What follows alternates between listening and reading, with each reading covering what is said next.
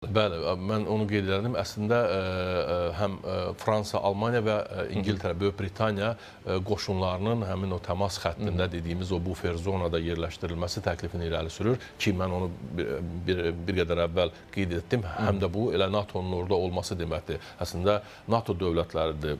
Ukraynası da, Böyük Britaniyada, Almaniyada, Fransada, yəni bunların qoşunlarının həmin ərazidə olması artıq NATO-nun həmin ərazidə olması anlamına gəlir. O nöqteyi nəzərdən əlbəttə ki, Rusiya tərəfi bununla razılaşa bilməz. Lakin həm də qeyd etdiyim kimi, burada artıq aprelin sonuna qədər, yəni 5-10 gün müddətinə demək istədiyim ondan ibarət ki, artıq Rusiyanın da müddəti, limiti bitir. Yəni danışıqlar müddəti bu qədər uzana bilməz.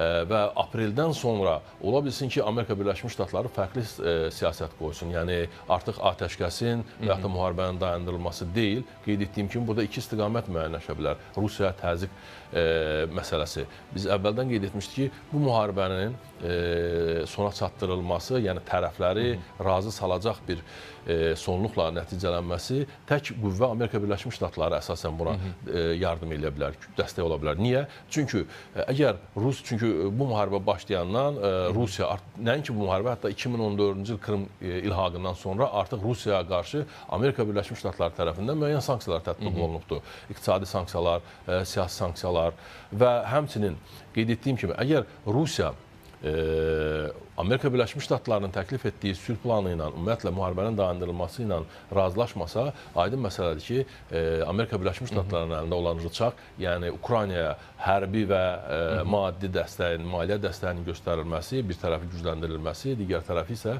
qeyd etdiyim kimi maliyyə sanksiyaları paketini daha da genişləndirmək imkanı yaradır. O nöqteyi nəzərdən, bəli, Amerika Birləşmiş Ştatları bundan sonra mən düşünürəm ki, əgər Rusiya müəyyən bir irəliləyiş əldə olunmazsa, yəni bu qısa bir müddətdə, 10 gün, 15 gün müddətində hər hansısa bir razılıq əldə olunmazsa, böyük ehtimalla Amerika Birləşmiş Ştatları artıq Rusiya-Ukrayna müharibəsinin dayandırılması, durdurulması istiqamətində fərqli addımlar atacaq, yəni fərqli plan ortaya qoyacaq ki, o planda qeyd etdiyim kimi iki istiqamətdədir. Birinci istiqamət sanksiyaların genişləndirilərək xüsusilə neft-qaz sahəsinə qoyulan sanksiyaları sərtləşdirmək və oliqarxlara, dövlət məmurlarına qarşı qoyulan sanksiyalar, həmçinin ikinci bir xətt isə Ukraynanın silahlanması və bilirsiniz ki, hətta Ukrayna tərəfi hava hücumundan müdafiə sistemini Rusiyadan xahiş etsə də, ya Amerikadan xahiş etsə də, Amerika Birləşmiş Ştatları Patriot sistemlərinin verilməsini və həmçinin